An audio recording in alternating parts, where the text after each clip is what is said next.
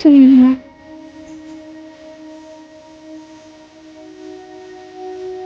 ನೀನು ಇಷ್ಟೊಳಗೆ ಏನೋ ಮಾಡ್ತಿದ್ಯಾ?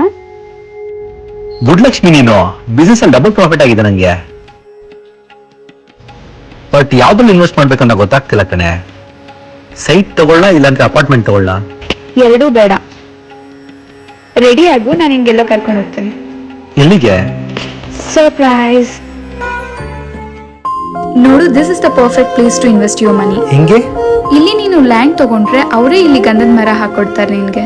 15 ಇಯರ್ಸ್ ಆದ್ಮೇಲೆ ನೀನ್ ಇದನ್ನ ಸೇಲ್ ಕೂಡ ಮಾಡಬಹುದು. ಒಂದು ಗಂಧದ ಮರದಲ್ಲೇ ನಿನಗೆ 5 ಲಕ್ಷವರೆಗೂ ಪ್ರಾಫಿಟ್ ಸಿಗುತ್ತೆ. ಹಾಗೆ ಮ್ಯಾನೇಜ್ಡ್ ಫಾರ್ಮ್ ಲ್ಯಾಂಡ್ ಅಲ್ಲಿ ಇನ್ವೆಸ್ಟ್ ಮಾಡಿದ್ರೆ low risk with strong returns ಕೂಡ ಇರುತ್ತೆ. ಇಲ್ಲಿ ಟೀಮ್ ಆಫ್ ಅಗ್ರಿಕಲ್ಚರ್ ಎಕ್ಸ್ಪರ್ಟ್ಸ್ ಇದ್ದಾರೆ who can take care of day to day operations. You can be tension free. Interesting. ಮತ್ತೆ ಇದು ತುಂಬಾ ಈಸಿ ಕೂಡ.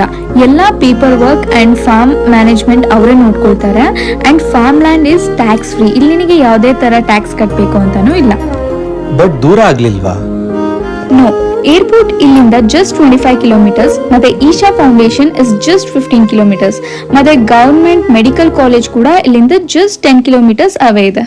ದಿಸ್ ಇಸ್ ಕಾಲ್ಡ್ ಪ್ರಾಜೆಕ್ಟ್ ಗಂಧದ ಗುಡಿ. ಆಸಮ್. ನಾನು ಡೆಫಿನೆಟ್ ಆಗಿ ಇದರಲ್ಲಿ ಇನ್ವೆಸ್ಟ್ ಮಾಡ್ತೀನಿ. Thank you.